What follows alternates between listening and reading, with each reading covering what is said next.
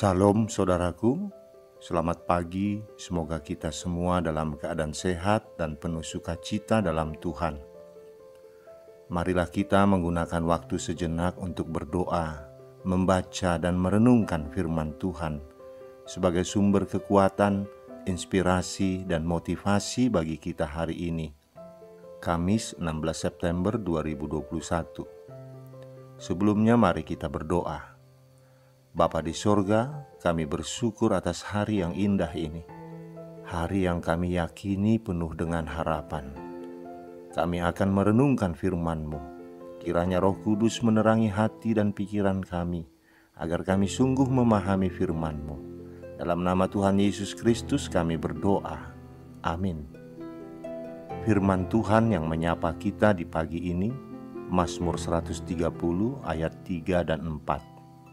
Jika Engkau ya Tuhan mengingat-ingat kesalahan-kesalahan, Tuhan, siapakah yang dapat tahan?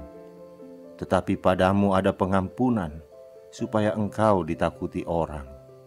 Demikian firman Tuhan. Saudaraku, pada suatu hari seorang misionaris di salah satu kepulauan Pasifik terkejut melihat seorang perempuan memasuki gubuknya sambil membawa sejumlah pasir yang masih basah oleh air laut. "Tahukah Anda ini apa?" perempuan itu bertanya. "Sepertinya pasir," jawab misionaris itu. "Tahukah Anda mengapa saya membawa pasir ini ke sini?" "Tidak, saya tidak tahu mengapa," jawab misionaris itu. "Seperti inilah dosa-dosa saya," jelas perempuan itu. "Dosa-dosa saya tidak terhitung banyaknya seperti pasir di laut. Bagaimana saya bisa mendapatkan pengampunan bagi semua dosa ini?" "Kamu mengambil pasir itu dari pantai, bukan?" tanya misionaris itu. "Sekarang kembalikanlah ke sana dan buatlah gundukan pasir. Lalu duduk dan lihatlah bagaimana ombak datang dan mengikis habis gundukan itu perlahan-lahan." Seperti itulah cara bekerja pengampunan Tuhan. Belas kasih-Nya seluas lautan. Menyesallah sungguh-sungguh, maka Tuhan akan mengampuni kamu. Saudaraku, dalam keputusasaan, pemazmur berseru kepada Tuhan. Ia merasa terasing dan jauh dari Tuhan.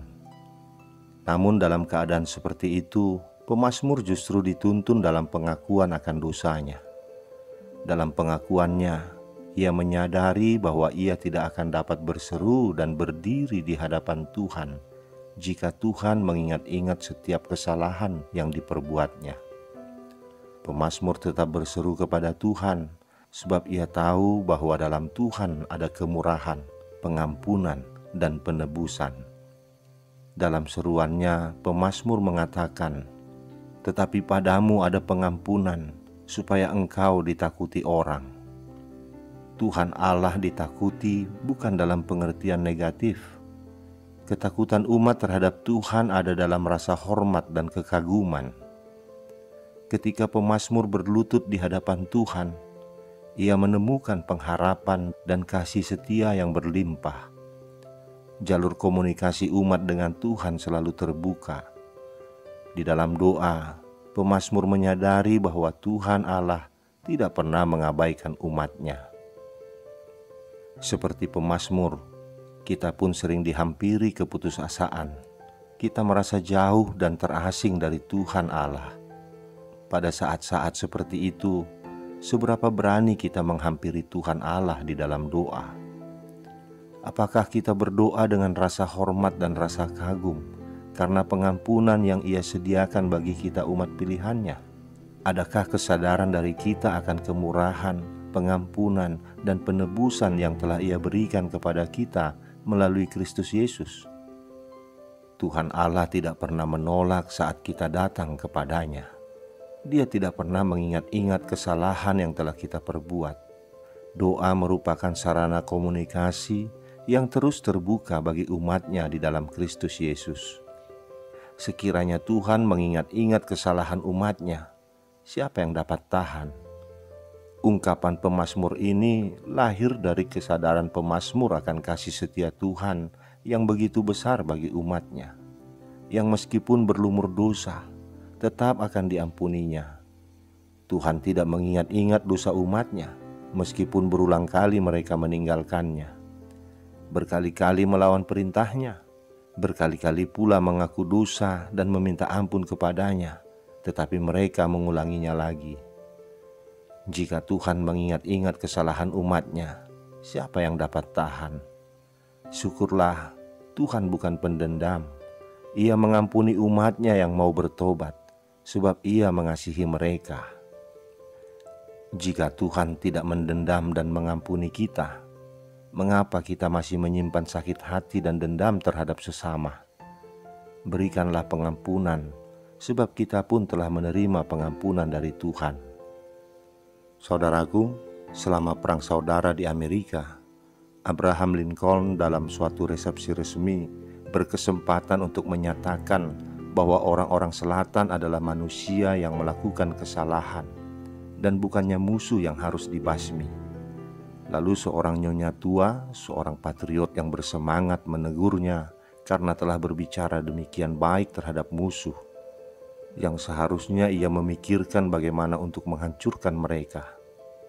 "Kenapa, Nyonya?" kata Lincoln. "Apakah saya tidak menghancurkan musuh bila saya menjadikan mereka sahabat-sahabat saya?" Saudaraku, pengampunan Tuhan tiada batasnya. Ia akan terus mengampuni kesalahan kita. Saat Ia mengampuni dosa dan kesalahan kita, Ia tidak mengingat-ingatnya lagi. Ia melupakannya. Sebagai anak-anak Tuhan, kita pun harus demikian, mengampuni dan melupakan kesalahan orang lain kepada kita, dan tidak mengingat-ingatnya lagi.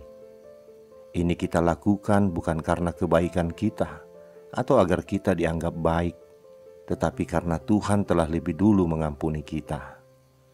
Amin, kita berdoa.